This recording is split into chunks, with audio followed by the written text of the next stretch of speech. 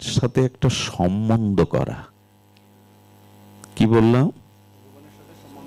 সম্বন্ধ করা। সম্বন্ধ মানে সম্বন্ধ মানে একটা সম্পর্ক তৈরি করা। তৈরি আছে, আমি তার দাস এমন না। সম্বন্ধটা আমাদের ব্রজভক্তিতে, ভাগবত ভক্তিতে বলা আছে, তাকে আপনি পুত্র মনে করুন। সম্বন্ধটা তার সাথে পুত্র মনে করুন। যদি তা রুচিকর না হয়, তাকে বন্ধু করেন, সখা করেন। যদি তাও মনে না লাগে, তাহলে আপনি ভগবানকে পিতামাতা মনে করুন, আপনি তার সন্তান।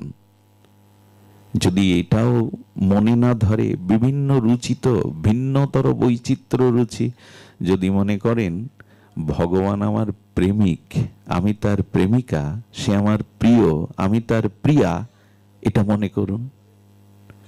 এখন নিজের কাছে একটু প্রশ্ন করুন তো, ভগবানের সাথে ঠিক আমার সম্বন্ধটা কি? আচ্ছা, এই সম্বন্ধ নষ্ট হবে তো? অনেক সময় ভগবানের নাম করতে করতেও নাম বিস্মরণ হয়, কিন্তু আজ পর্যন্ত শুনেছেন বিবাহিত মানুষ কখনো ভুলে গেছে আমি বিবাহ করিনি? এ সম্বন্ধের কথা ভুলে যায়? বোঝা যায় কি? যিনি পিতা হয়েছেন, যার সন্তান এই জগতে এসেছে, তিনি কি কখনো ভুলে যান যে আমি পিতা হইনি? এগুলো ভোলেন না কেন? এর জন্য তো লিখতে পড়তে হয় না, মুখস্থ করতে হয় না, জপ করতে হয় না।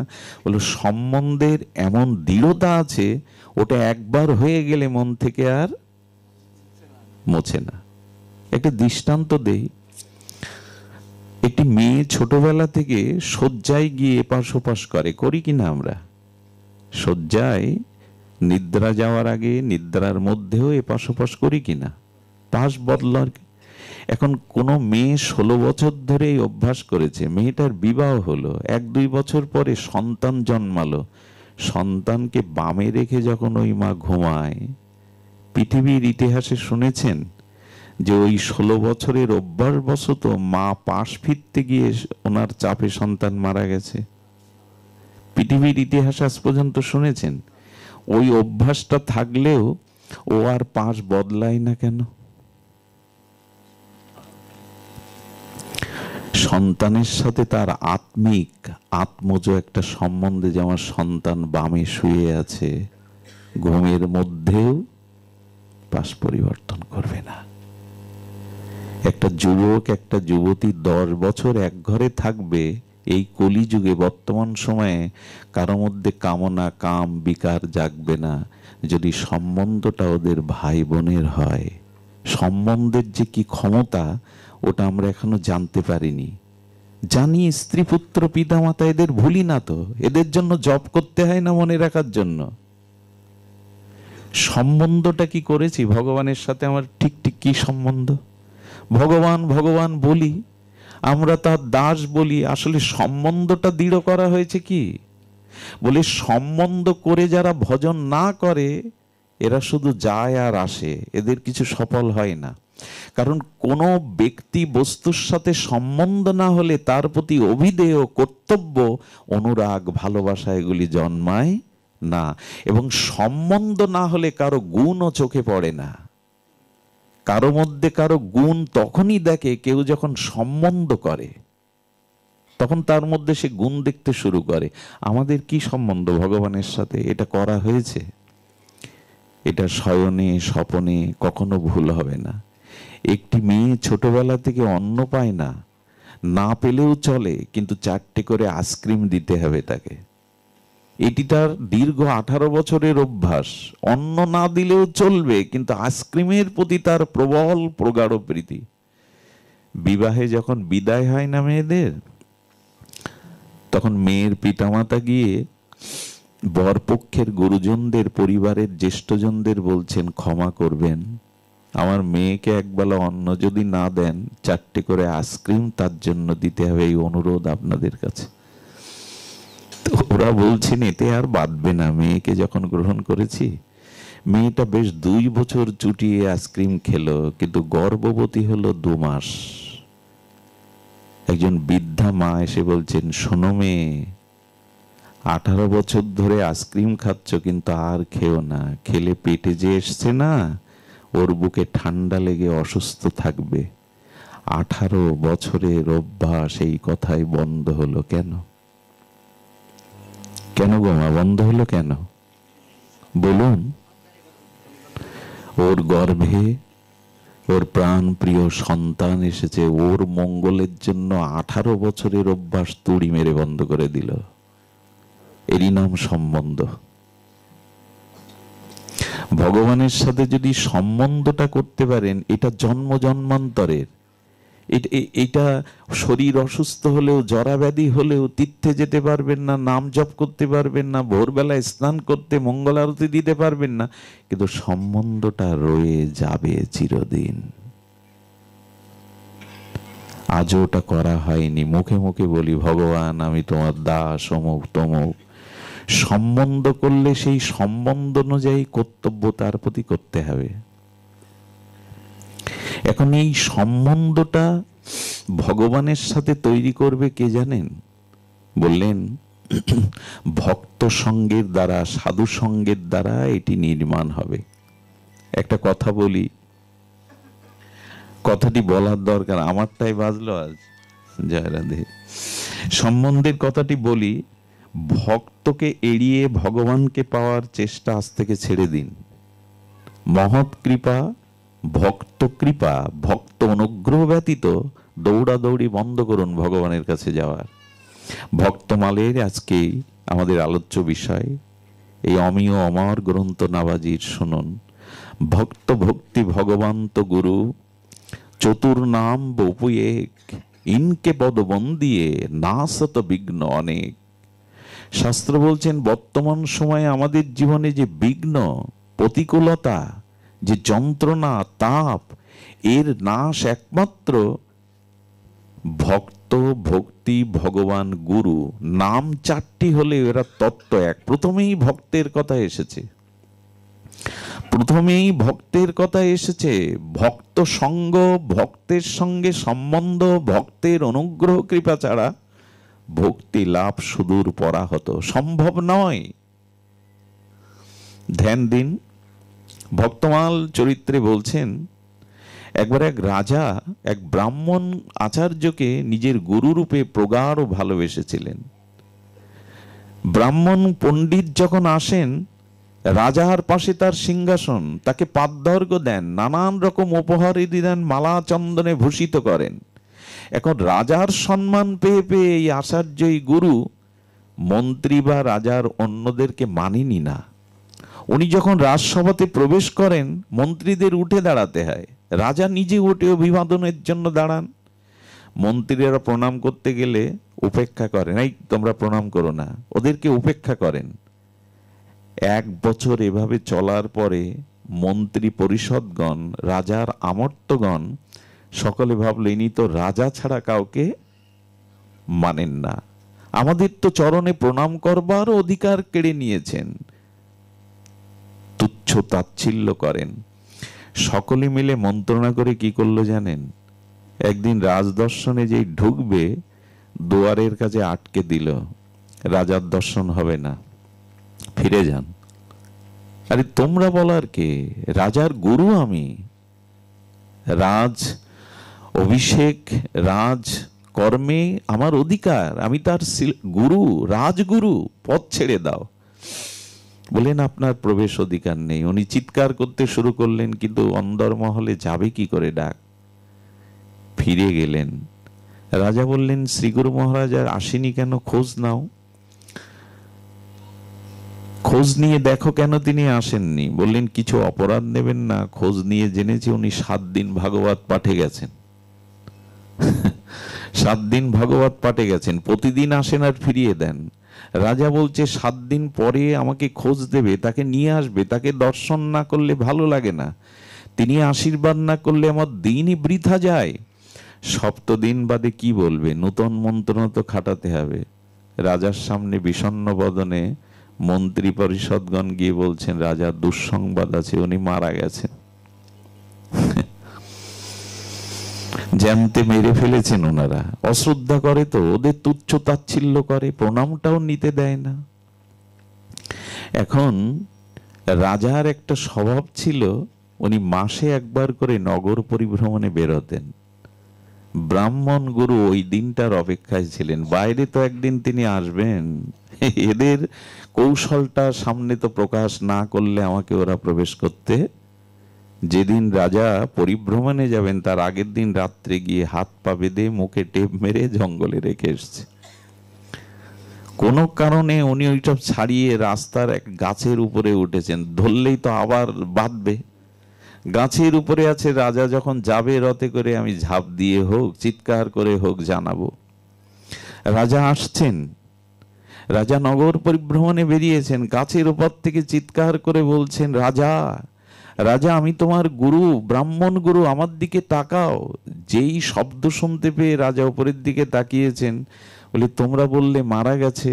মন্ত্রী বললেন, খবরদার ওদিকে তাকাবেন না, ও মরে ব্রহ্মভূত হয়ে আপনার ঘাড়ে লাগবে বলে উপরে আছে, ওদিকে আর চাইবেন না, একদমই চাইবেন, রথ তাড়াতাড়ি চালান।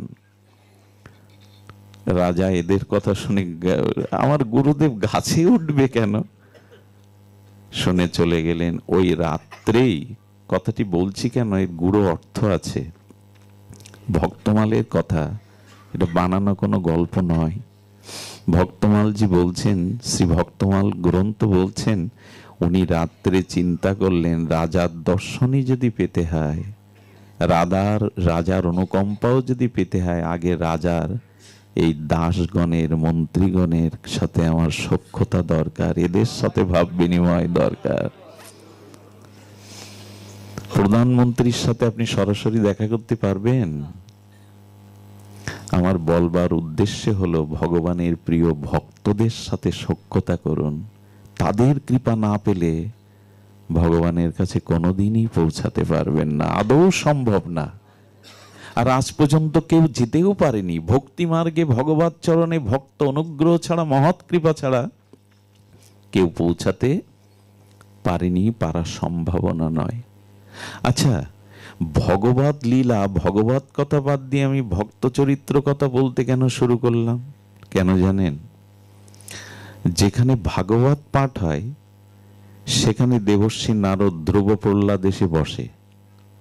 যেখানে রামায়ণ পাঠ হয়, রামচরিত মানস, বাল্মীকি কৃত রামায়ণ, সেখানে কোনো না কোনো রূপে হনুমান আসবেই।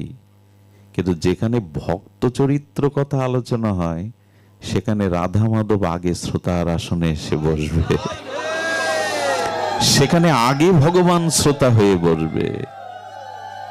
আচ্ছা, ভক্ত কথার কেন এত মহিমা? একবার মা খুব ধ্যান দিয়ে শুনুন। ভক্ত চরিত্র, ভক্ত মহিমার এত মহিমা কেন জানেন? একটু লক্ষ্য করুন। আমি যদি এখন গিরিরাজ গোবর্ধনধারী ভগবানের লীলাটা বলি, আচ্ছা ওই লীলা শুনলেন যে ভগবান অখণ্ড পরতত্ত্ব শ্রীকৃষ্ণ গিরিরাজ ধারণ করেছেন, ওই লীলা শুনে আমাদের জীবনে ওর অনুকরণ করতে পারবো তো আমরা?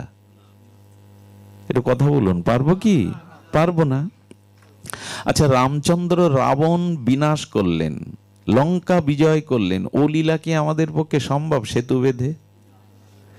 আমি বলতে চেয়েছি, ভগবানের লীলা শুনলে সে লীলা আপনি অনুকরণ করতে পারবেন না, কিন্তু যখনই কোনো সাধু ভক্তের জীবনী চরিতাবলী শুনবেন, তখন আপনার সাথে সেই সাধুর চরিত্র মিলে যাবে। আর যার সাথে যার চরিত্র মিলে যায়, তার প্রতি তার স্বাভাবিক ভাব অনুরাগ আসে।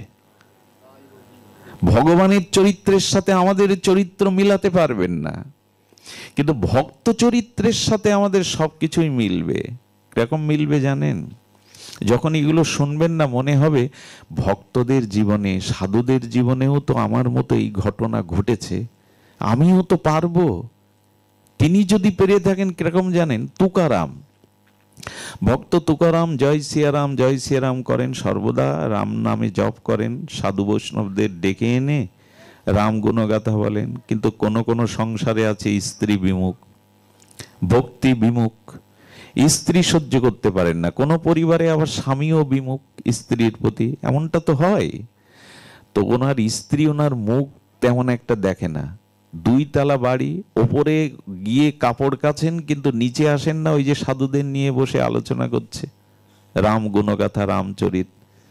এখন ওই যে রাম রাম শব্দ যত কানে যাচ্ছে তত ওনার রাগ হচ্ছে। উনি সেই কাপড় কাচা জল আর গামলা সহ ওনাদের মাথার উপরে দিয়েছে ফেলে রাগে।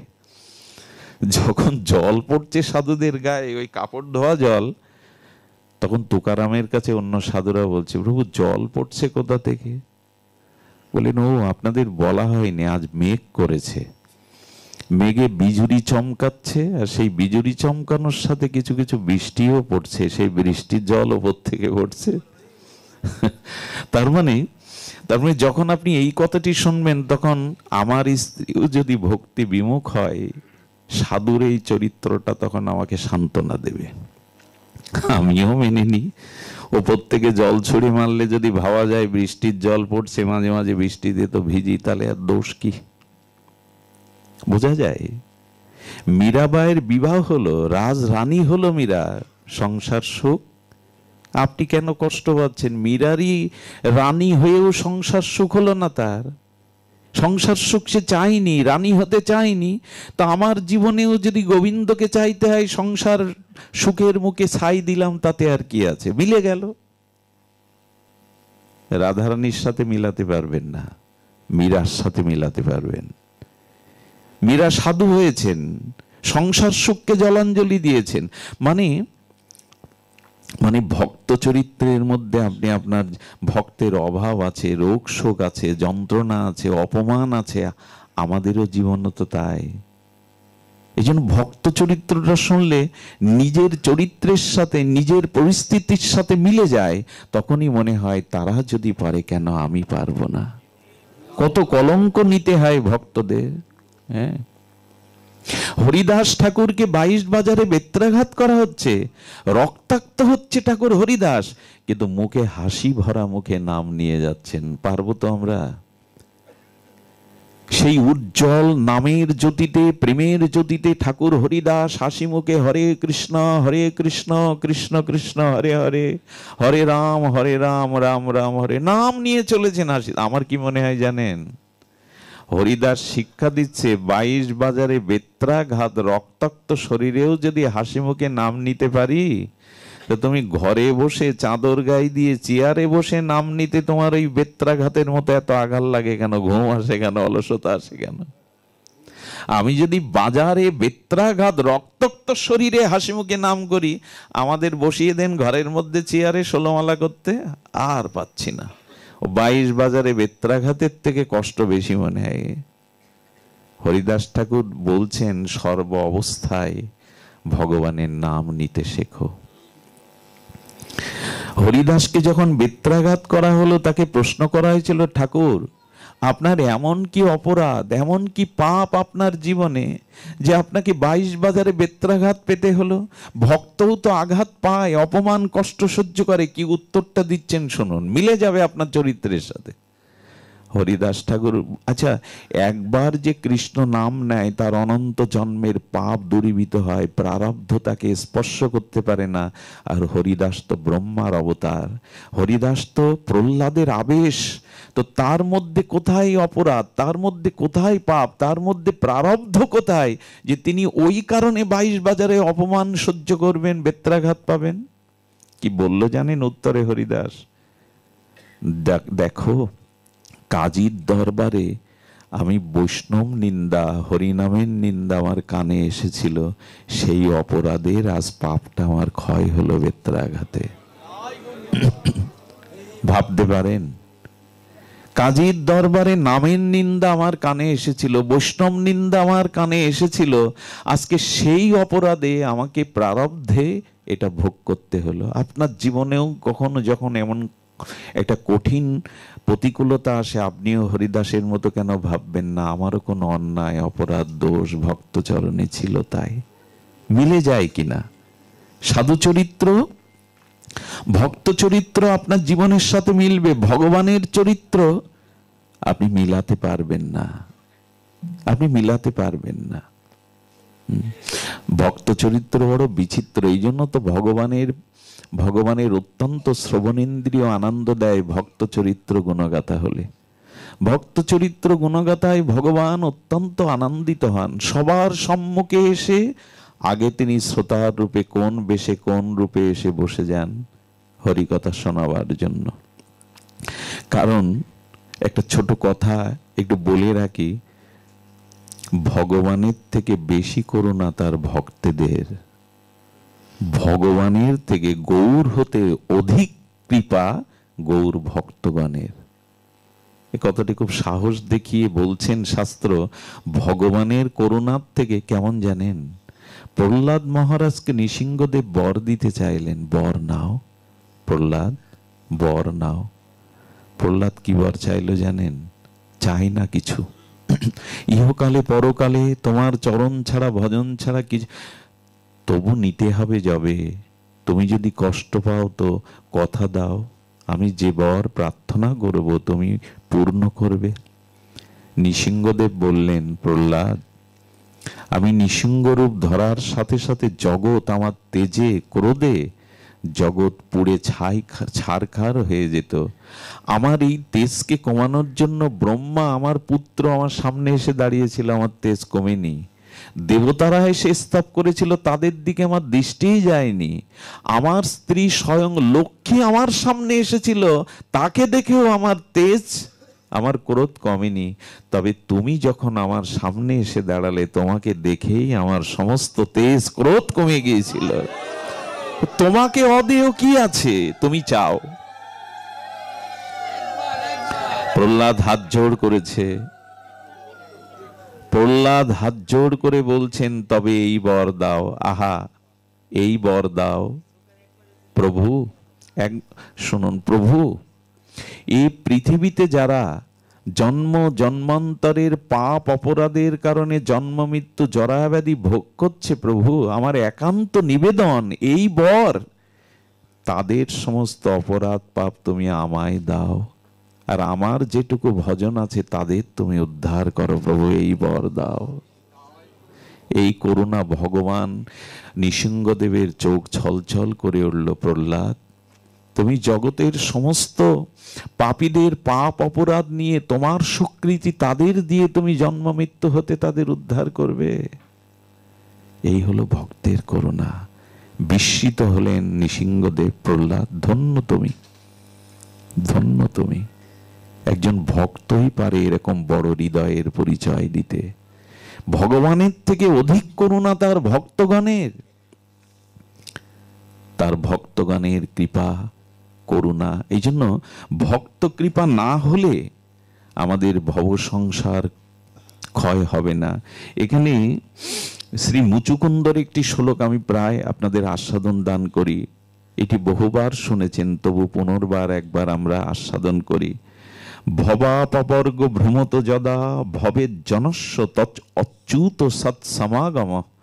মুচুকুন্দ বলছেন, সৎসঙ্গহি জহি তदैव সদ্গত পরাবেশে তৈ জায়াতে মতি।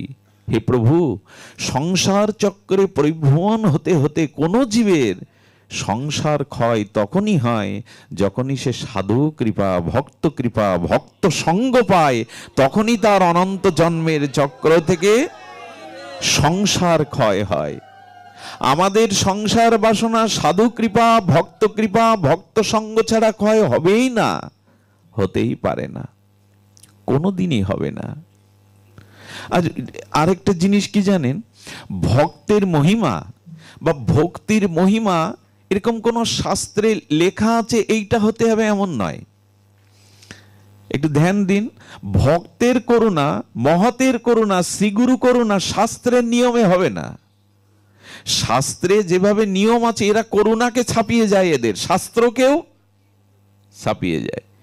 ধ্যান দিন, শাস্ত্রে যেভাবে প্রেম ভক্তির বিধি লেখা আছে, ভক্তগণের চরিত্র বড় বিরল, ভক্তের করুণা বড় বিরল। তাদের কারুণ্য, তাদের করুণা শাস্ত্রের বিধিকে ছাপিয়ে গেছে। কিরকম জানেন? হ্যাঁ, একবার এক রাম ভক্ত হনুমান ভক্ত যেতে যেতে দেখছেন হনুমানজির একটি মূর্তি। আচ্ছা, রাস্তার পাশে ভারতবর্ষে দেখবেন অনেক মূর্তি তৈরি করা থাকে।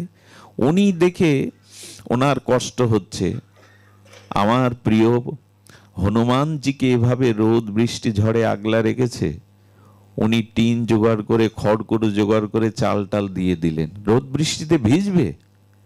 আর যিনি মূর্তিটা করেছিলেন তিনি বললেন, এই কাজ কে করলো? আরে যদি রাস্তার পাশে কেউ আগুন জ্বালিয়ে দেয়, আমার হনুমানকে আগুনে পুড়ে মরবে? উনি ভেঙে দিলেন। উনি এসে আবার গড়লেন, উনি আবার ভাঙলেন। যেদিন মুখোমুখি হলেন সেদিন হাতাহাতির পর্যায়ে চলে গেল। আরে আমার হনুমানকে তুমি, আচ্ছা এরকম কোন বিধি লেখা আছে কি শাস্ত্রে? প্রেম কি জিনিস দেখুন, ভক্তি কি জিনিস দেখুন, ভক্তের বিচিত্র চরিত্র দেখুন। উনি বলছেন রোদ বৃষ্টি ঝড়ে কেন হনুমানকে রেখেছো? আর ও বলছে আগুন লাগলে কি তুমি ঠেকাতে আসবে? এই জন্য আমি আবরণ রাখিনি। যখন হাতাহাতির পর্যায়ে হনুমানজি প্রকট হয়ে গেছেন, হনুমান প্রকট হয়ে বললেন, ঝগড়া করো না, তোমরা দুইজন আমাকে ভালোবাসো বলেই দুটো বিধান তুলছো। তবে শোনো, কথা দিচ্ছি, রোদ বৃষ্টি ঝড়ে আমি এর মধ্যে থাকবো, আর আগুন লাগলে আমি তোমার কথা রাখবার জন্য দূরে গিয়ে দাঁড়াবো, আমার গায়ে আগুন লাগবে না। দুইজনই মেনে নাও, দুইজনেই জয়ী হও। প্রেমের কিছু বিচিত্রতা, ভক্তদের কিছু বিচিত্রতা আছে, চরিত্র বড় বিচিত্র। এরকম নয় যে এগুলি শুধু ওইভাবেই নিয়মে থাকবে। এই জন্য যতদিন সংসার চক্র হতে সংসার ক্ষয় হওয়ার উপক্রম ততদিন হবে না, যতদিন শুদ্ধ ভক্ত কৃপা, ভক্ত সঙ্গ না পাবেন। এই জন্য ভক্ত চরিত্র শুনুন। ভক্তদের চরিত্র বড় বিরল, ভক্ত চরিত্র বড় মহিমান্বিত। তবে চলুন, গিরি গোবর্ধনের আমাদের অষ্টসখা বল্লভাচার্য সম্প্রদায়ের এক সখা ছিলেন, নাম শ্রীকৃষ্ণ দাসজি। কি নাম বললাম? শ্রীকৃষ্ণ দাসজি, গোবর্ধনে। কি বিচিত্র কথা শুনুন তো। গিরি গোবর্ধনে গোবর্ধন গিরিরাজকে উনি সিঙ্গার করতে ভালোবাসতেন। সিঙ্গার করতে ভালোবাসতেন বিধায় তখন বহুদিন আগের কথা, স্বর্ণ মুদ্রার প্রচলন ছিল তখন। তো গিরিরাজকে সুন্দর সুন্দর পোশাক পরাবে বলে উনি কি করেছেন জানেন? উনি স্বর্ণ মুদ্রা নিয়ে আগ্রাতে এসছেন। ভক্তমাল চরিত্রে আছে আগ্রার একটি বাজারের নাম দিল্লি বাজার। সেই দিল্লি বাজারে এসছেন ভগবানের জন্য সুন্দর সুন্দর দামি কাপড় কিনবে বলে। এই প্রসঙ্গে একটা কথা বলে রাখি, কারো বাজারে গিয়ে বাজার করা দেখে বোঝা যায় এই মানুষটা ভগবানকে ভালোবাসে কিনা। কিরকম জানেন? গিন্নিমারা লিখে দেয় অমুক তমুক চাল ডাল নুন মশলা। আচ্ছা, উনি বাজার করতে গিয়ে দেখে 10টা টাকা পকেটে আছে, আর এই 10টা টাকা ভ্যান ভাড়া বা রিক্সা ভাড়া।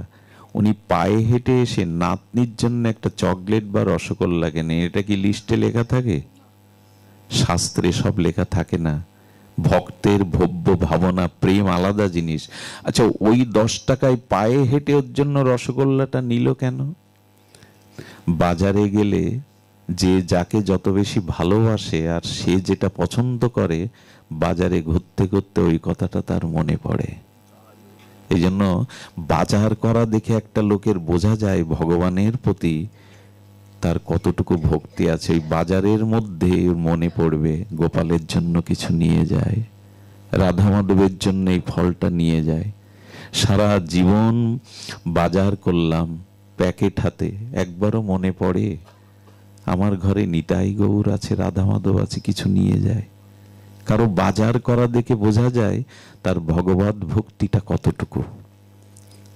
আমরা নিজের আহার্যের জন্য বাজার করতে হয়, নিয়ম করি, একবারও কি মনে পড়ে না আমার ঘরে ভগবান আছেন? এই শীত পড়েছে, একটা সুন্দর কাপড় ভগবানকে পরাই, শীতের কাপড়। আমার গায়ে তো শীতের বস্ত্র ছেলে মেয়ের গায়ে তো দিয়েছি। গৌর গোবিন্দ ঘরে আছে, ওরা তো কাঠ না, ওরা তো পাথর না, মূর্তি না, প্রতিমা না, ওদের গায়ে একটা কাপড় চড়াই।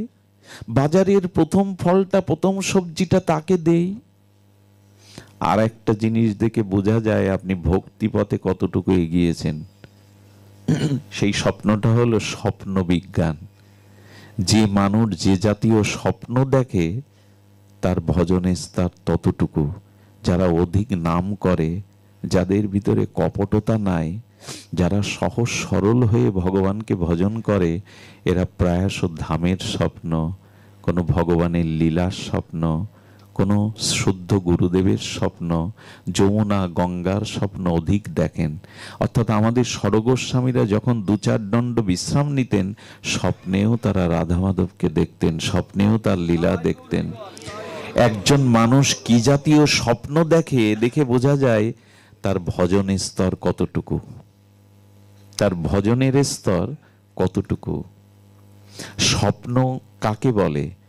অনন্ত জন্ম ধরে হৃদয়ে যে ভাবনাটা গভীরভাবে ভেবেছেন, যে কর্মের ছাপটা আপনার হৃদয়ে এঁকে আছে, সেই কর্ম বা ভাবনার প্রতিফলন হলো স্বপ্ন। একদিন খুব নাম করবেন, সাধু সেবা করবেন, একদিন হরিকথায় সারাদিন মেতে থাকবেন, দেখবেন কোনো না কোনো দিব্য স্বপ্ন আপনাকে স্পর্শ করবে।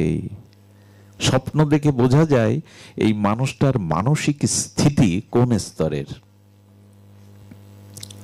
এই জন্য বাজারে উনি গেছেন, দিল্লি বাজারে গিরিধারীর জন্য কাপড় কিনতে। কিনেছেন, ভালো ভালো কাপড় কিনেছেন। এই শীতের সময় বিগ্রহের গায়ে শীতের বস্ত্র দেবেন মায়েরা, শীতের বস্ত্র দেবেন, গোপালকে দেবেন, রাধা মাধবকে দেবেন। তো উনি কিনেছেন, কাপড় কিনে যখন আসছেন তখন কি দেখছেন জানেন? তখন দেখছেন এক নর্তকী বাইজি বাজারে দুটো অঙ্গভঙ্গিমা নৃত্যকলা দেখিয়ে টাকা ছুঁড়ে মারবে, দর্শকরা নৃত্য করছে। আচ্ছা, ওইখানে বাবাজির যাওয়ার প্রয়োজন আছে? কৃষ্ণদাস বাবাজি কি করেছেন? কৃষ্ণদাসজি উনি লোকের ভিড় ঠেলে গিয়ে সেই পতিতা, সেই বাইজির নৃত্যকলা তিনি দেখছেন। দর্শকরা তো আর ছাড়ে না কটু কথা বলতে। বাবাজি লেগে গেছে, বাবাজিরও মন লেগে গেছে। কে কার কথা শোনে? অপলক নয়নে ওর নৃত্য দেখছে। সবাই যখন টাকা ছুড়ে দিয়ে ওর গাতে গুজে দিয়ে চলে গেল, ওর অঙ্গভঙ্গিমা, ওর এই জড় দেহটা দেখে, সৌন্দর্য দেখে, তখন হঠাৎ বাইজি প্রশ্ন করেছে, কি বাবাজি, আপনার তো এখানে এই নৃত্য দেখার কথা না? বলছেন, তোমার কাছে একটা অনুরোধ আছে, রাখবে? বললেন, আমার কাছে কি অনুরোধ? বললেন, আমার একজন শেঠ আছে, সেই শেঠকে তুমি তোমার এই নৃত্য দেখাবে। নৃত্যটা ভালো লেগেছে, ভালো লাগার কারণে দেখে দেখে মনে করেছেন আমার গিরিধারীকে যদি এ জাতীয় নৃত্য দেখাতে পারতাম তিনি কত আনন্দ পেতেন। একটা কথা বলি, হাতে কারো যদি সুচ থাকে আর পেছনে সুতা থাকে, সুতাটা কি খুঁজে বেড়ায়? ছুঁচের কি খুঁজে বেড়ায়? ছিদ্রটা তো। ভক্তের ভাব কেমন জানেন? যেখানে যে সুন্দরতা সে দেখে, আনন্দকে দেখে, মনে হয় আমার ঠাকুরকে আনন্দের ভাগ দিতে পারতাম। শুধু যেমন ছুঁচের ছিদ্রটা অন্বেষণ করে, ওর মধ্যে প্রবেশের চেষ্টা করে, ভক্ত তিনি যিনি সব পরিস্থিতিতেই ভগবান কি করে আনন্দ পাবে সেই চেষ্টা করেন। এই চেষ্টাটাই তার ব্রত। উনি মনে করেছেন এই নৃত্য কলা কৌশল বড় অপূর্ব, যদি গিরিধারীকে এই নৃত্য দেখাতে পারতাম। একবার ভেবেছেন ভক্তের ভাবনা কোন স্তরে? শাস্ত্রে এরকম লেখা আছে, ভালোবাসার ধর্ম দেখুন, প্রেমের ধর্ম দেখুন।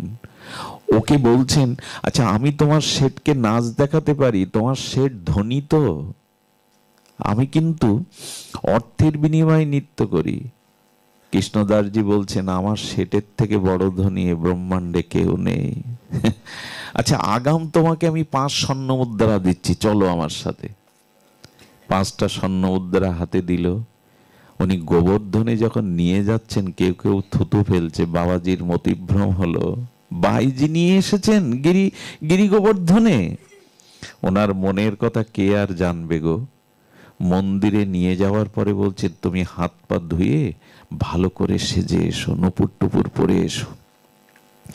নূপুর পরার পরে বলছেন, কই আপনার শেঠ কই, পরিচয় করিয়ে দিন, যে নিত্য দেখবে, যার জন্য আনলেন আমাকে। মন্দির দুয়ার খুলে দিয়েছে, দুয়ার খুলে দিয়ে বলছেন, ওই আমার শেঠ বসে আছে, ওকে তুমি তোমার নৃত্য দেখাও। বাইজি বলছেন, আপনি কি উন্মাদ, আপনি পাগল? হ্যাঁ, একটা মূর্তি বসে আছে, তার সামনে আমাকে নৃত্য করতে বলছেন? মূর্তি কি কখনো নাচ দেখে? আমি নাচতে পারবো না। আর 5টা স্বর্ণ মুদ্রা দিয়ে বললেন, ফিরে যেও না, আমার শেঠকে তুমি আনন্দ দাও, তাকে নিত্য কলা দিয়ে খুশি করো। যখন বলছে আমি চললাম, ক্রোধান্বিত হয়ে গেছেন কৃষ্ণদাসজি। ও, তোমার এই রক্ত মাংসের পচাগালা দেহের যারা নরক চিন্তা করে, কুচিন্তা করে তোমার দেহকে উপভোগ করে বাজারে, তুমি তাদের জন্য নাচছো। যার সামনে নাচলে, যাকে আনন্দ দিলে তুমি জীবনে পরম আনন্দ পেতে, জীবন ধন্য হতো, তার সামনে নাচবে না। যেই ক্রোধ করেছেন, পতিটা ওখানে মূর্ছিত হয়ে পড়ে গেছে। সাধুর তেস্ত, ভগবানের শুদ্ধ ভক্তের তেস্ত। যখন ওর চেতনা ফিরল, কি দেখলো জানেন? ভক্তমাল বলছেন, দেখছে গোবিন্দ ত্রিভঙ্গ মুরারি বংশীধারী হেসে হেসে বলছেন, আমাকে আনন্দ দাও, আমাকে আনন্দ দাও, নিত্য করো তুমি। ভগবান দর্শন দিয়ে দিলেন, সাক্ষাৎ ত্রিভঙ্গ মুরারি, স্মিত হাস্যে মুরলীধারী। সেই তেজ দেখে সেই পতিতা নেচেছিল সারা জীবন, তবে গোবিন্দের জন্য ছাড়া জীবনে আর কোনোদিন সে বাইরে নাচেনি। এটা কে করবে এই কৃপা? একজন বাজারের পতিতাকে, নর্তকীকে শ্যামসুন্দরের কাছে এনে কৃপা করিয়ে দিলেন। ভক্ত এই করুণা করতে পারে, ভক্তই করুণা করতে পারে। আপনি যদি কখনো ভক্তের অনুগ্রহ, ভক্তের কৃপা দৃষ্টি আপনার প্রতি পড়ে না, তবে ভগবান আপনাকে আত্মসাৎ করে নেবে, ভগবান আপনাকে আত্মসাৎ করে নেবে।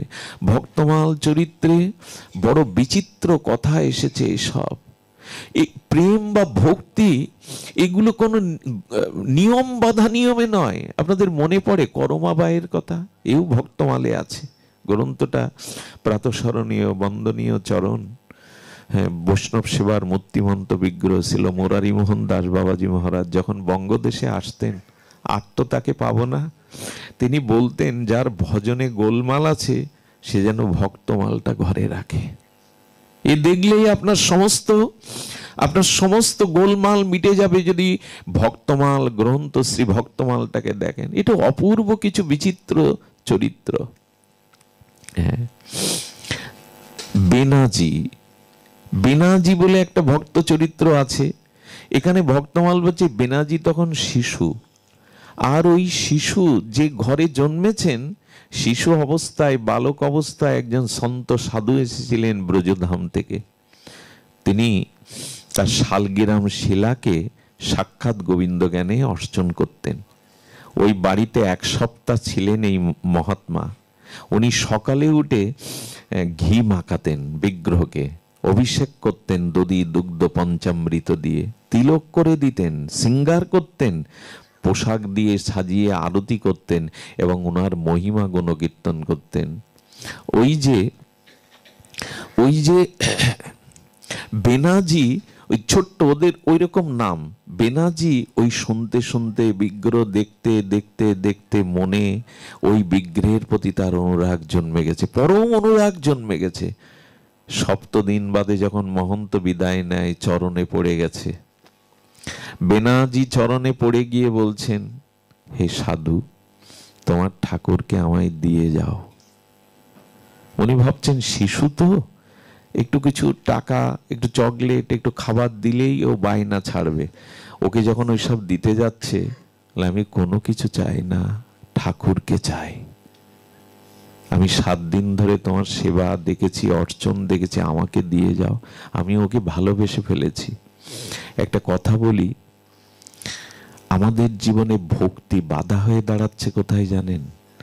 ভক্তি বাধা হওয়ার কথা ছিল না, কিন্তু এই লীলাটি আমাকে একটু স্মরণ করিয়ে দেবেন। এই প্রসঙ্গে একটা কথা বলে রাখি, ভক্ত খুব মন দিয়ে শুনতে হবে, খুব ধ্যান দিয়ে শুনতে হবে।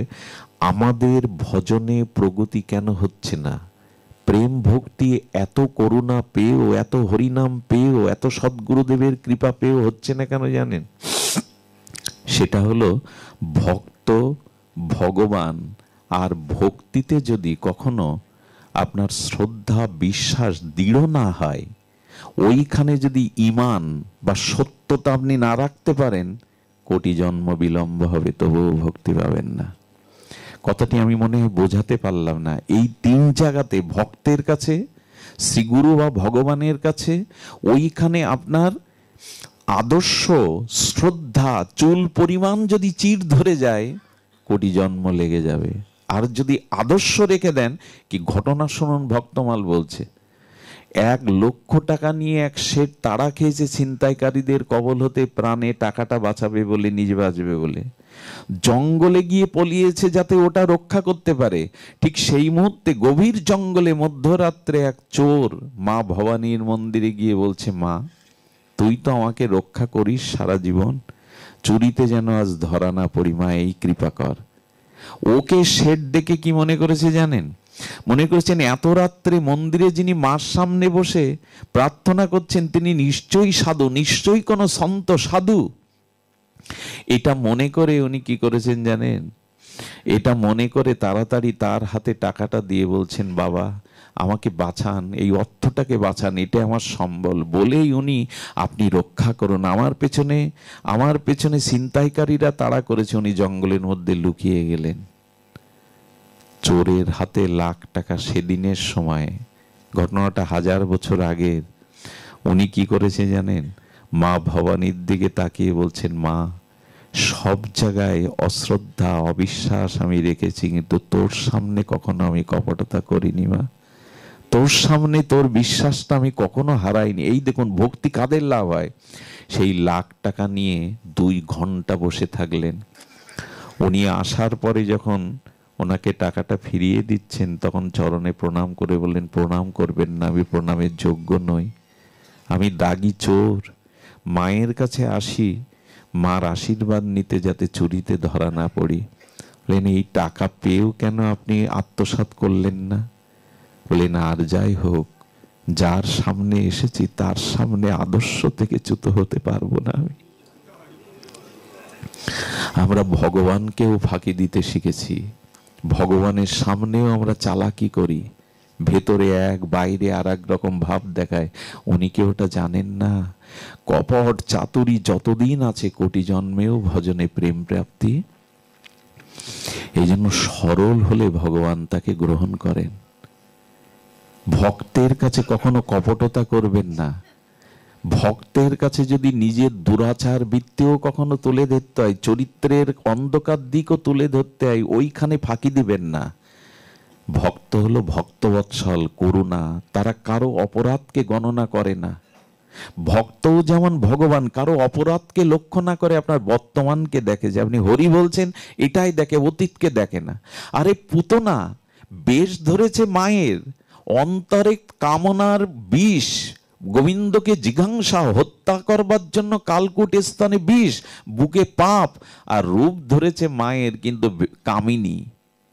এত কিছু নিয়ে যখন গোবিন্দের সামনে গেলেন, গোবিন্দ চোখ বন্ধ করেছিলেন পুতনাকে দেখে। ভগবান দেখবেন, ভগবান তুমি চোখ বন্ধ করলেন কেন?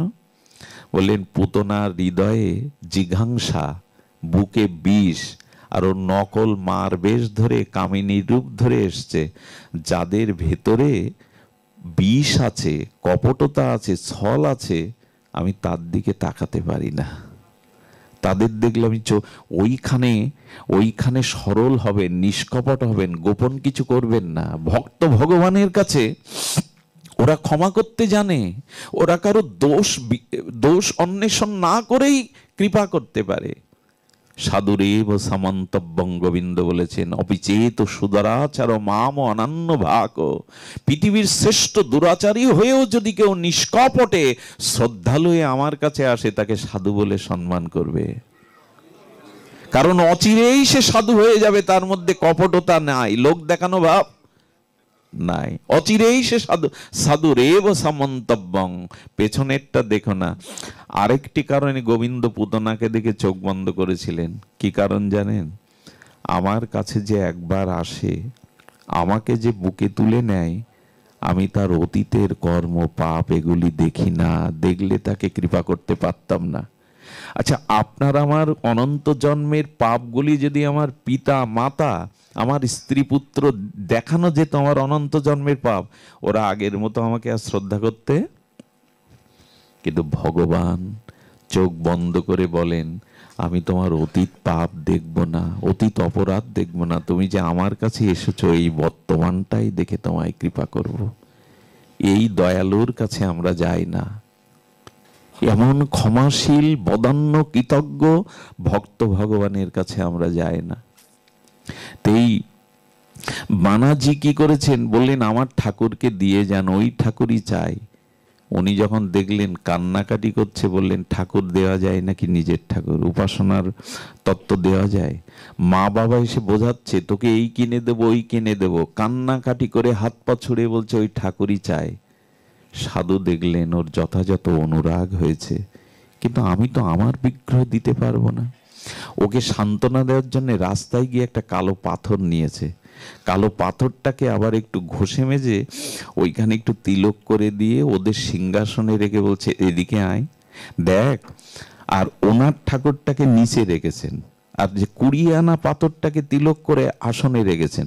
বলে দেখ তোর এই ঠাকুরের সৌন্দর্য দেখ, তোর এই ঠাকুর রাজা আর আমার এই ঠাকুর ওই ঠাকুরের প্রজা দাস। শিশুকে তো বোঝাতে হবে। তো ওই তিলক করা দেখে, সিঙ্গার করা দেখে বলছেন আমার ঠাকুরও তো সুন্দর, আমার ঠাকুর রাজা আর ঠাকুর প্রজা। বলে আমি রাজাই নেব। সাধু বললেন হ্যাঁ, কৌশলটা কাজে লেগেছে। ওকে দিয়ে গেল, দিয়ে তো গেল। এই দেখুন কারা ভগবান পায়। ও তো শাস্ত্রবিদ্যা জানে না, ও তো নিয়ম নীতি সদাচার জানে না। সেই দিন থেকে শুরু হলো ভগবানের প্রতি অকৃত্রিম নিষ্কপট ভালোবাসা। কি করে জানেন? লাল তিলক দেবে বলে, আলতা পরা দেবে বলে বাচ্চারা ওই যে কাঠের খড় গুঁড়ো ওইটা পেষণ করে, করে জল দিয়ে রক্তাক্ত পানা লাল করে তিলক দেয়, বনের ফুল দিয়ে দেয়।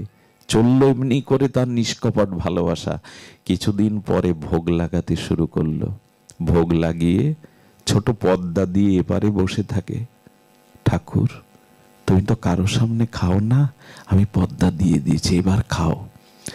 কয়েকদিন ঘরে গিয়ে দেখে প্রসাদের থালা সেই প্রসাদই আছে, খায় না। তখন চিন্তায় পড়ে গেল আমার ঠাকুর খায় না কেন, আমার ঠাকুর কেন প্রসাদ নেয় না। একদিন সরাসরি ভোগের থালা দিয়ে বলছে দেখো ঠাকুর, আমি তো শিশু, আমি মন্ত্র আমি তন্ত্র তেমন কিছু জানি না, তবে এইটুকু বলি তুমি খাও। তুমি যদি না পাও না, তবে শুনে রাখো আজ থেকে আমিও জল আহার ছেড়ে দিলাম। ওইটুকু ছেলের মধ্যে ওই পাথরের বিগ্রহকে অনুরাগ জন্মে গেছে, ভালোবাসা জন্মে গেছে। গোবিন্দ তখন চিন্তা করলেন ওর মধ্যে তো কপটতা নেই, ওর মধ্যে তো ছল নেই। এই ভালোবাসাটাই উনি হাত পেতে চান মানুষের কাছে, জীবের কাছে। নিষ্কপট ভালোবাসা আমায় দাও। ওইটুকুর কাঙাল আমি। যেই 2 দিন না খেয়ে পড়ে রয়েছে, হঠাৎ ও তো মন্দিরের মধ্যে ভোগ লাগিয়ে পড়ে থাকে, দেখছে যে আঙুল চুষলে, আস্বাদ্য বস্তু চুষলে যেমন একটা শব্দ হয় না চপচপ করে, এরকম শব্দ হচ্ছে। শব্দটা শুনেই তাকিয়ে দেখে ও যা দিয়েছিল সেইগুলো গোবিন্দ চেটে চেটে পাচ্ছে, আর শব্দটা হচ্ছে। ও তবে তোমার করুণা হলো, তবে তোমার দয়া হলো, কষ্ট দিতে ভালো লাগে তাই না? সেই দিন থেকে গোবিন্দের সাথে তার সখ্যতা শুরু হলো। ওই বিগ্রহকে নিয়ে ও গাভী রাখতে, গোপাল পালন করে, গরু রাখতে যায়, ওকে নিয়ে যায়, বটের ছায় বসিয়ে রাখে। রাখতে রাখতে এমন হলো ভগবান প্রকট হয়ে যান ওর ভালোবাসায়। শিশুরূপে বলে দেখো তোমার যখন ইচ্ছা করবে আমাকে দেখতে, আমাকে ডাকবে, প্রকট হয়ে যান। একদিন বলছে শোনো, সারা দিন তুমি গরু চড়াও, দায়িত্বটা আমায় দাও না। আমি গল্প শোনাতে বসিনি আপনাদের। ভক্তমালজি বলছেন প্রকট হয়ে গোবিন্দ বলে তুমি পারবে, তোমার কেমন কোমল কোমল হাত পা, তুমি পারবে? বলিনি এই অভ্যাসটা আমার অনেক জন্মের। আমি গোপাল, আমি গরু রাখার অভ্যাসটা আমার অনেক জন্মের, ছেড়ে দাও না, আমার উপর ভাত দিয়ে দাও। সারা দিন গোচারণ করে, বিকালে ফিরে এসে বিগ্রহের মধ্যে প্রকট অপ্রকট হয়ে যান, একসাথে বাড়ি আসে। 2 বছর পরে ওই মহাত্মা ওর বাড়িতে এসেছে। কি গো, তোমার গোপাল কই, তোমার ঠাকুর কই? বলে ঠাকুর গোচারণ করতে গেছে, গরু রাখতে গেছে। বলছে ওর এখনো সেই পাগলামি আছে দেখছি। বলে গোচারণ গেছে? বলে হ্যাঁ। তখন ওর বাবা মা বলছে দেখুন কি হয়েছে, ও বিগ্রহকে খাওয়ায়, প্রসাদের থালায় প্রসাদ থাকে না, একটা দিব্য গন্ধ ভেসে আসে, কি ঘটছে আমরা বুঝতে পারছি না। বলে ওর সাথে নাকি গোপাল গরু চড়ায়। তখন বলছেন আচ্ছা সাধু বাবা, গোপাল গরু চড়ায় তুমি বিশ্বাস করছো না আমার বাবা মার মতো? বলে দেখাতে পারিস? বলে চলো না, আমার গরুগুলো মাঝে মাঝে আমাকে বিশ্রামের জন্য ওই নিয়ে যায়, চলো না। যেই গোষ্ঠে এসেছে, গোবিন্দ একটা নীল গায়ের পিছনে ঘুরে বেড়াচ্ছেন। গোপালকে দেখে হেসে বলছেন, শোনো সখা, আমার গুরুদেব এসেছে, ওনাকে ওনাকে ওনাকে একটু দেখা দিতে হবে। বললেন সহজ পেয়েছো, তোমার মতো সরল পেয়েছো? আমি সবার কাছে ধরা দেই না, ও আমাকে দেখতেই পাবে না। তখন কি বলছে জানেন? শোনো সখা, আজ তোমার আমার মিলন ঘটিয়ে দিয়েছে আমার গুরুদেবী। উনি যদি কৃপা না করতেন আমি তোমাকে পেতাম না, তোমার সাথে আমার সম্বন্ধই হতো না। তবে জেনে রাখো, ওনার করুণাতেই আমি তোমাকে, তুমি আমাকে পেয়েছো, ওনাকে বঞ্চনা করা যাবে না। যে এই কথা চোখের জলে বলে ফেলেছে, গোবিন্দ প্রকট হলেন। গুরুদেব গোবিন্দকে প্রণাম করছেন না, ওর চরণেই পড়ে গেছে। ওরে, সারাটা জীবন বিগ্রহকে ভালোবেসেছি, সেবা করেছি, আজ তোকে পথের নুড়ি দিয়ে অনুরাগে ভালোবেসে ভগবানকে গোষ্ঠে গোরলাখাল বানিয়েছিস, কি তোর মহিমা! একমাত্র ভক্তের কাছেই ভগবান এগুলি ধরা দেয়। আমরা কপট, আমার মতো যারা, তারা আদর্শ ঈমান রাখতে পারিনি। ভেতরটা যদি একটু শুদ্ধ হতো, একটু সরল হতো, ভগবান পেতে, প্রেম পেতে বিলম্ব হয় না। সূর্য উঠলে অন্ধকার দূরীভূত হতে দেরি করে না। এই শ্রদ্ধাটা, বিশ্বাসটা খুব দরকার। আরেকটি ঘটনা বলবো ভক্তমাল থেকে, বড় বিরল ঘটনা। ঘটনাটা আমাকে খুব নাড়া দিয়েছে। আপনারা তো বিজ্ঞ শ্রোতা, অনুভবী শ্রোতা। সারা বাংলাদেশের মধ্যে আপনাদের অঞ্চলের শ্রোতাদের অনন্য একটা, আমি মাঝে ভারতে গিয়েছিলাম হরিকথার জন্য। ওখানে বলছে বাবা, এই যে ভাঙ্গা, ফরিদপুর, মকসেদপুর এই অঞ্চলটা কারা বাস করে? কেন বলছেন? বললেন আমরা মাঝে মাঝে লাইভে দেখি, আমরা মাঝে যে ইউটিউবেতে দেখি, কি নীরব হয়ে এত গভীর রাত্রে তারা হরিকথা শুনছেন, সহস্র সহস্র ভক্ত। ওখান থেকে কি বলে জানে ওরা? আমাদের হয়ে তাদের চরণে একটা প্রণাম দেবেন, তাদের মতো ভক্তি আমাদের নেই। ওরা বারবার বলে আমাদের হয়ে বাবা একটা প্রণাম দিবেন। আপনাদেরই একথা বলা যায়।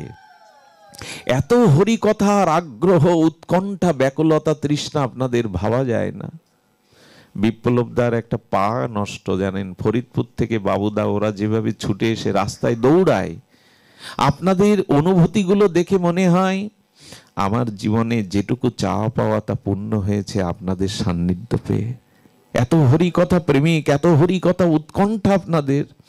হ্যাঁ, এটা এটা ওই দেশের, মানে নোয়াখালীর একটা সমস্ত লোক, 99% লোক নদিয়ার একটা নগরে বাস করে। তারা হাউমাউ করে কাঁদছেন আর বলছেন, বাবা বাবা, আমরা খুঁজে পাই ওই শ্রোতাদের মধ্যে আপনাকে। আপনি তাদের বারবার আমাদের হয়ে প্রণাম দেবেন, আশীর্বাদ করতে বলবেন যে না, আমাদের হরিকথাতে রুচি হয়।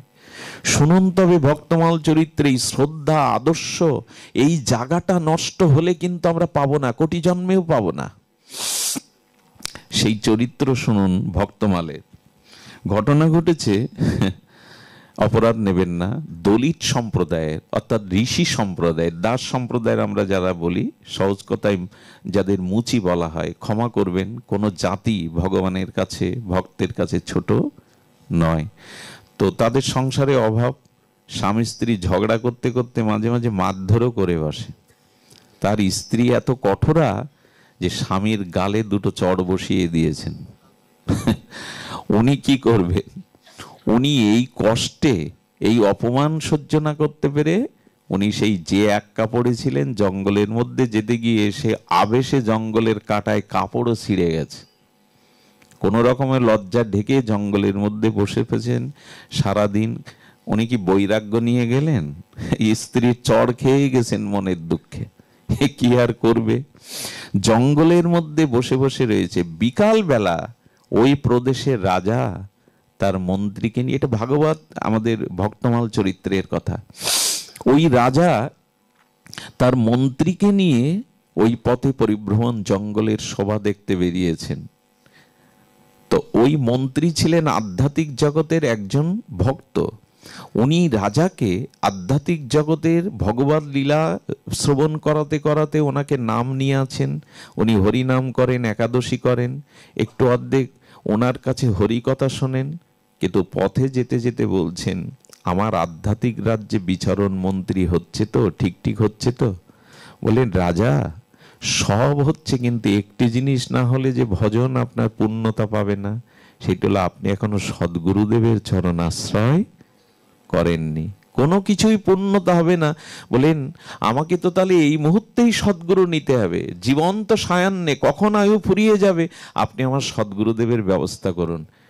ঠিক এই কথা বলতে বলতে জঙ্গলের মধ্যে ওই বইয়ের হাতে মার খাওয়া বেটা বসে আছে ওখানে, ওকে দেখে বলছেন, মন্ত্রী, ভগবান কি আমার কথা শুনলেন? ওই দেখুন জঙ্গলের মধ্যে এক মহাত্মা বসে আছেন নীরবে অবনত মস্তকে। নিশ্চয়ই কোনো মহাত্মা না হলে জঙ্গলের মধ্যে কেন থাকবেন? মন্ত্রী বললেন, ভাগ্য আপনার, যান রথ থেকে নেবে ওনাকে বন্দনা করুন, ওনাকে প্রণাম করুন। ওনাকে গিয়ে প্রণাম যেই করছে, মনে মনে ভাবছে, এটা কি স্বপ্ন? স্ত্রীর হাতে মায়ের খেয়ে একটু লুকাপো অপমান বলে এখন রাজা আমার সামনে হাত জোর করে দাঁড়িয়েছে, আমি স্বপ্ন দেখছি না তো? মন্ত্রী বলছেন, মনে মনে বলছেন কথাটা, মন্ত্রী বলছেন, ওভাবে হাত জোর করলে হবে না, আপনি সাষ্টাঙ্গে ওনার চরণে হাত দিয়ে প্রণাম করুন। উনি বলছেন, বাহ, দেখা যাক কত দূর যায়। রাজা আমাকে প্রণাম করছে চরণে হাত দিয়ে। রাজা প্রণাম করার পরে কোনো কথা বলছে না, কথা বললেই তো ধরা পড়ে যাবে। তখন বলছেন মন্ত্রী, ওনার বসন যে নাই, ছেঁড়া ফোটা বসন। তখন বললেন, যারা আচার্য হয়, যারা অন্তর্মনা হয়, যাদের দেহাবেশ নাই, তারা তো বস্ত্রই পরে না। মহান মহান আচার্যদের বস্ত্র থাকে না। মনে মনে বলছেন, বানাও, আমাকে বানাও, আচার্য বানাও, কাপড় যে কেন ছেড়েছে তা তো তোমরা জানো না। এরপরে বলছেন, প্রভু, আমি আপনার চরণ আশ্রয় করতে চাই, আমি গৌর গোবিন্দের ভজন চাই, কৃপা করুন, আমাকে চরণে কৃপা করে আশ্রয় দিন। মনে মনে বললেন, এ সুযোগ বা কেন ছাড়বো? কথা বলছেন না দেখে মন্ত্রীকে বলছেন রাজা, উনি তো কথা বলেন না। মন্ত্রী কি বলল জানেন? যারা খুব উচ্চাঙ্গের সাধু হয় তারা মৌন থাকে, সহসা কথা বলে না। উনি অনেক উচ্চাঙ্গের মহাত্মা, আপনার ভাগ্য রাজা। কান বাড়িয়ে দিলেন, কি বলল ওই জানে। রাজা শ্রদ্ধা করে গুরুরূপে বরণ করে রথে তুললেন, রাজবাড়িতে এনে তাকে অভিষেক করালেন, তার চরণ বন্দনা করলেন, আরতি করে ঘরে রেখেছেন। 3 দিন ধরে ঘরের থেকে বেরোবে কি করে? বইয়ের হাতে মার খাওয়া লোক গ্রামে বেরোবে কি করে? কথা বললে ধরা খেয়ে যাবে। প্রসাদ পাচ্ছেন, বসে বসে মৌন থাকেন।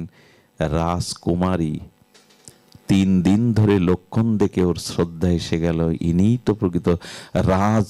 পুরীতে ওনার কোনো অভিপ্রায় দেখছি না, নীরব অন্তর্মনা। রাজাকে বললেন, বাবা, আমিও ওনার চরণ আশ্রয় করতে চাই।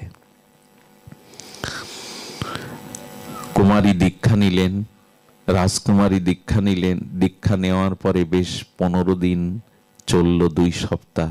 ওনার প্রতি এত শ্রদ্ধা, রাজার থেকে রাজকুমারীর কোনো গল্প নয়। শুনুন, অপেক্ষা করছে আমাদের জন্য সেই সংবাদ। এই কুমারী তাকে সদ্গুরু ভগবানের আসনে বসিয়ে, সদ্গুরু প্রকট ভগবান, অপ্রকট ভগবানের থেকে প্রকট গুরুদেবের প্রতি তার অধিক শ্রদ্ধা, গুরু সেবা, গুরু সমস্ত বন্দনা প্রণাম সেবা সে নিবিষ্ট চিত্তে করতে লাগলো। কিন্তু রাজার একটা প্রস্তাব আসলো। বললেন, শ্রী গুরুদেব, আমি আমার যে রাজ্যের নগরটা আপনাকে একটু ঘোরাতে চাই, আপনি কৃপা করে যদি রথে উঠতেন, আমি মন্ত্রীকে নিয়ে আপনাকে আমার নগরটা একটু, আপনার দৃষ্টি পড়লেই তো আমার নগরের মঙ্গল হবে। নীরবে রথে উঠলেন। অপেক্ষা করছিল ওই দিন। বউ দেখতে পেয়েছে রথের উপরে আমাদের ওই লোকটা না, ও দৌড়াতে দৌড়াতে রাস্তায় এসে দাঁড়িয়েছে, হাতে একখানা লাঠিও নিয়েছেন। বেটা 15 দিন খোঁজ খবর নাই, ঘরে আমাকে এইভাবে রেখে। রথে যখন দেখেছে, বলে বারে রাজার রথে এই পোশাকে, রাজা, রাজা মশাই দাঁড়ান, আমার একটা নিবেদন শুনুন। কে কার কথা নেই, দৌড়াতে দৌড়াতে রথের সামনে হাত দাঁড়িয়ে, আপনি রাজা, ন্যায়পাল, আমাকে উপেক্ষা করতে পারেন না, আমি আপনার প্রজা, আমার একটা নিবেদন অন্তত শুনুন, ন্যায় বিচার করুন। কি বিচার তোমার? বলে ওকে ঘাট ধরে আগে নাবান। 15 দিন সংসারের খোঁজ নেই, লুকিয়ে আছে আমার হাতে মার খেয়ে, ওকে আগে লাবান। তখনও নীরব, কিছু তো বলার নেই। রাজা একবার ওনার স্ত্রীর দিকে, একবার গুরুদেবের দিকে তাকাচ্ছেন। গুরুদেব, উনি আপনার স্ত্রী, উনি যা বলছেন তা সত্য, কি বলবে? কথা না বাড়িয়ে রথ থেকে নেমে স্ত্রীর পেছনে পেছনে যেতে লাগলেন। রাজা বড় ব্যথা পেলেন, বললেন, জীবনে সদ্গুরুদেবের আশ্রয় নীতি গিয়ে এত বড় প্রবঞ্চনায় পড়লাম। বাড়ি যখন নামবেন, বরণ ডালা নিয়ে কুমারী দাঁড়িয়ে আছে, গুরুদেব অভিষেক করে ঘরে ঢোকাবে। বাবা, শ্রী গুরুদেব কোথায়? বললেন, আর একবারও তার নাম নেবে না। শ্রী গুরুদেব কোথায়? দাস কোথায়? বইয়ের হাতে পিটানি খাওয়া অভদ্র। বাবা, দ্বিতীয়বার যদি আপনি গুরুদেবের নামে কিছু বলেন, আমি আপনার কন্যার থেকে চ্যুত হয়ে যাব, পরিচয় দেব না যে আমি আপনার কন্যা। দেখুন শ্রদ্ধা কি করতে পারে। আদতেও হলো এই শ্রদ্ধা, এখানে কপটতা রাখেন না। শ্রদ্ধা যদি দৃঢ় হয়, ভক্তমাল প্রমাণ দিচ্ছে তার জীবনে কি হয় দেখুন। দ্বিতীয়বার যদি শ্রীগুরু সম্পর্কে আপনি কোনো উক্তি করেন, আমি আপনার কন্যার পরিচয়ে জীবনে আর দেব না, আমাকে ফিরিয়ে এনে দিন, আমার ভগবানকে, আমার গুরুদেবকে আপনি ফিরিয়ে এনে দিন। আরে তোকে কি করে বোঝাবো, গুরু হওয়ার যোগ্য নয়। ঘরে দৌড় দিয়ে মেয়েটি বলল, পিতা শুনে রাখুন, আজ থেকে জলান্ন ছেড়ে দিলাম, যতদিন শ্রী গুরুদেব না আসবে ততদিন আমি অন্য জল গ্রহণ করব না। 1 দিন 2 দিন ঘরে বসে বসে শুধু কাঁদেন, গুরুদেব সবাই আপনাকে চিনতে পারেনি। শ্রদ্ধা রাখুন, যাকে পেয়েছেন সেই গুরুদেবের চরণে শ্রদ্ধা রাখুন। বলছেন যে আমি আপনি না হলে জীবনই রাখবো না। 5টা দিন জলান্ন, ধুলায় ধূসরিত, আর জলান্ন না পেয়ে কাঁদছেন, ভগবানের আসন টলে গেল। এই ভক্তিতেই, শ্রদ্ধাই তো ভগবানের আসন টলে। ভগবান বৈকুণ্ঠে এসে বলছেন, ওঠ মা, উঠে জলান্ন নিয়ে নে, আমার গুরুদেবকে সেবা না দিয়ে আমি নেব না। আপনি কে? বলে, আমি বৈকুণ্ঠ বিলাস মূর্তি শ্রী ভগবান। বলেন, আপনি এসেছেন, কিন্তু আমার প্রয়োজন যে আমার শ্রী গুরুদেবের, আপনি ওনাকে আমার কাছে এনে দিন। ভগবান, একটা কথা বলি, গুরুদেব যদি আপনার গলায় 2 পেজ তুলসীর মালা দিয়ে দেয়, আচ্ছা শ্রীকৃষ্ণ যদি কখনো আপনার সামনে এসে বলে 3 পেজ দিতে হয়, তুমি 3 পেজ দাও, আপনি কি বলবেন জানেন? উপযুক্ত গুরু নিষ্ঠাপরায়ণ ভক্ত কি বলে জানেন? হে ভগবান, আপনি আপনার জায়গায় থাকুন, গুরুদেবের বাইরে 1 বিন্দু আমি আপনার আদেশ পালন করতে পারবো না। এই হলো গুরুনিষ্ঠ ভক্তের কথা। ভগবান এদের প্রতি সন্তুষ্ট হয়। যার গুরুনিষ্ঠা নেই, ভগবানের কৃপা হতে সে বঞ্চিত। কে দেবে প্রেম, কে দেবে ভক্তি, কে ভব সংসার পার করবে? শ্রী গুরু মহারাজই। মেয়েটার কান্না দেখে তখন বলছেন, আর উপায় নাই, স্বয়ং ভগবানকে যেতে হলো তার বাড়িতে। এত শ্রদ্ধা যদি নষ্ট হয়, আমার শাস্ত্রের বাক্য মিথ্যা হয়ে যাবে। তাকে নিয়ে এসে বলছেন, মা, তোর গুরুদেবকে এনেছি, তোর যে শ্রদ্ধা ভক্তি, চল মা, নিত্য লোকে চল, বৈকুণ্ঠে চল। ভগবান যেতে পারি যদি আমার গুরুকে সাথে নিতে দেন, তা না হলে আমি যাব না। আমার শ্রী গুরুদেব যদি সাথে যায়, আমি যেতে পারি। ভগবান বললেন, ধন্য তুমি, এমন শিষ্য পেয়েছো শ্রদ্ধালু, চলো তুমি আমার সাথে। তখনই ও মুখ খুলল, তখনই বলছেন, আমিও যেতে পারি, আমার স্ত্রীকে যদি আপনার সাথে নেওয়ার অনুমতি দেন। একজনের শ্রদ্ধা কোথায় নিয়ে যেতে পারে এটা গল্প নয়, ভক্তমাল চরিত্রে সাক্ষ্য দিয়েছেন। এই জন্য আপনাদের নিবেদন করি, ভগবান ভক্তের মাঝে সত্যতা, শ্রদ্ধা, দৃঢ়তা নষ্ট করবেন না। আমরা বড় রং বদলাই জানেন, আমরা বড় কপট হয়ে যাই, আমাদের ভেতরে বাইরে দুই রকম করে বসে, এই জন্য দেরি হচ্ছে, তা নাহলে দেরি হওয়ার কোনো কথাই নয়।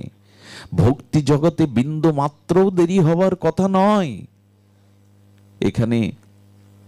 এখানে শুধু শ্রদ্ধার অভাব। সত্যতা, আদর্শকে ধরে রাখুন, দেখবেন ওইখানে সবই সম্ভব। করমাবাইয়ের কথা বলেই পাঠ বিশ্রাম করি। করমাবাই, করমা নামটি বড় বিচিত্র। ইনি জগন্নাথ মন্দিরে একদা গিয়ে দেখেন, জগন্নাথের মন্দিরে বালভোগটা একটু দেরিতে হয়।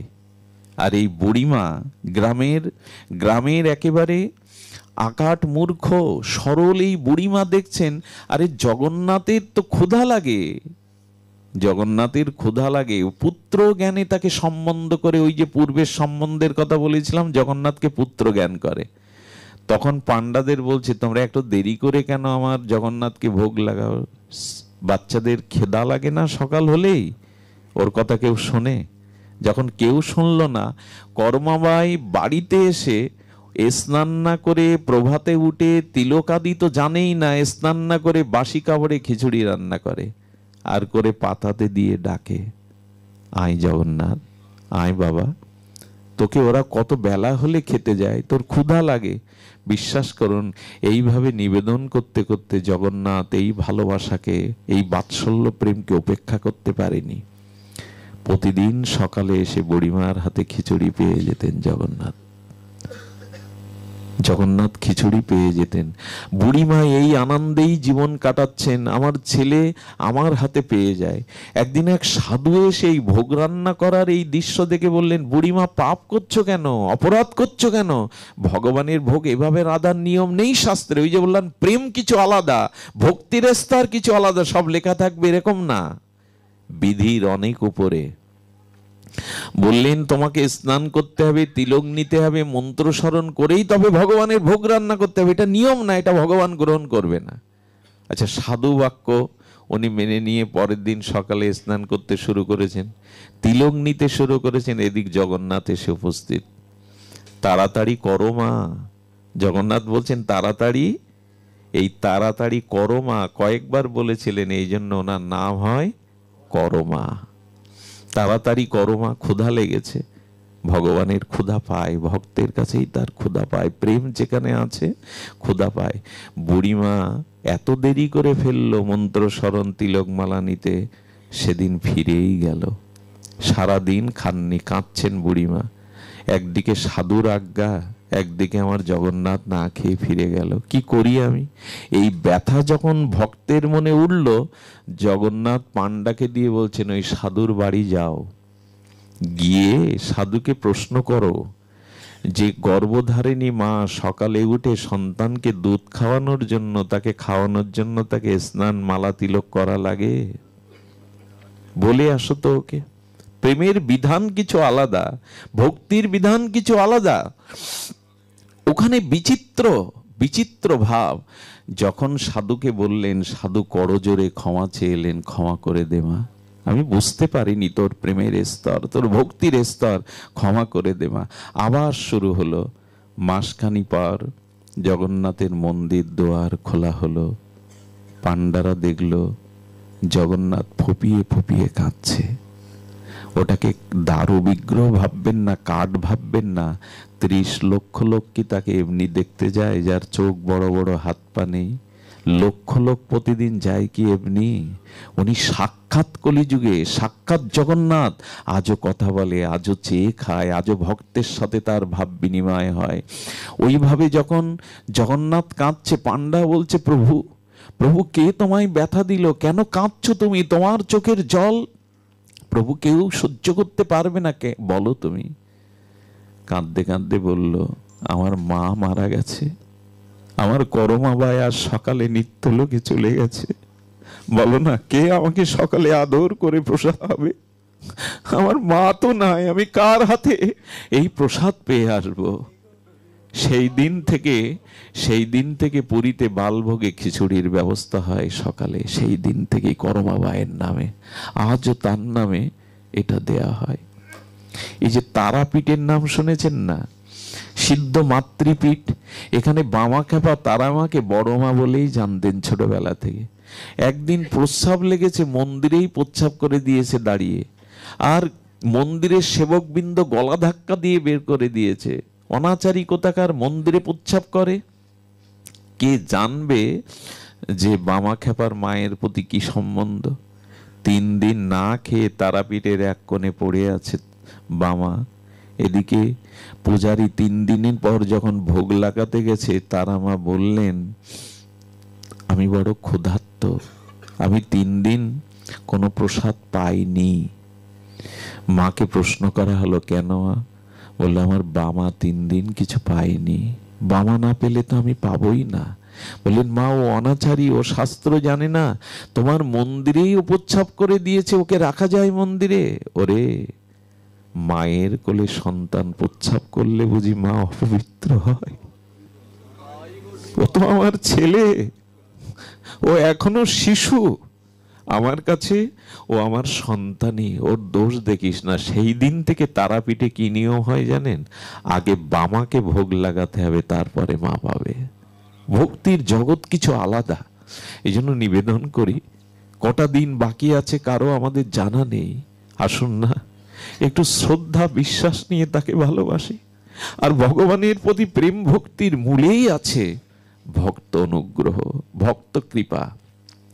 3টে জিনিসে আজ থেকে নিষ্কপট ভাবে, দৃঢ়ভাবে এই 3টে জিনিস কোরআন যদি কোড়াতে পারেন নিষ্কপট ভাবে, ভাগবত বলছেন, ভক্তমাল বলছেন, আপনাদের ভক্তি হবেই। সে 3টি কথা চৈতন্য চরিতামৃতে বড় আদর করে কবিরাজ কৃষ্ণ গোস্বামী লিখেছেন। ভক্ত পদধূলি, ভক্ত পদজল, আর ভক্ত ভুক্ত উচ্ছিষ্ট। এই 3ই ভক্তি হবে। এছাড়া ভক্তি কেউ কখনো পায়নি। ভক্ত পদধূলি, ভক্ত পদজল, ভক্ত ভুক্ত উচ্ছিষ্ট, এই 3ই হলো সাধনার মহাবল। এই 3টিই হলো ভক্তি প্রাপ্তির একমাত্র উপায়। শ্রদ্ধার সহিত আজ আমরা এখানেই হরি কথা বিশ্রাম রাখছি, এই 3-এর প্রতি শ্রদ্ধা রেখে। আগামী অনুষ্ঠানগুলো সুমঙ্গল সার্থক হোক, এই প্রার্থনা করে আজকের মতো হরি কথার এখানেই বিশ্রাম। শ্রী গুরু প্রেমানন্দে গৌর হরি বল। জয় রাধে, জয় রাধে।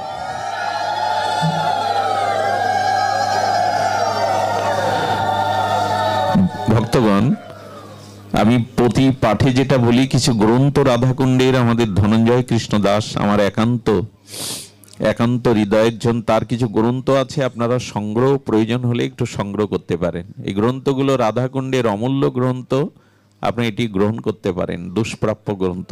জয় রাধে।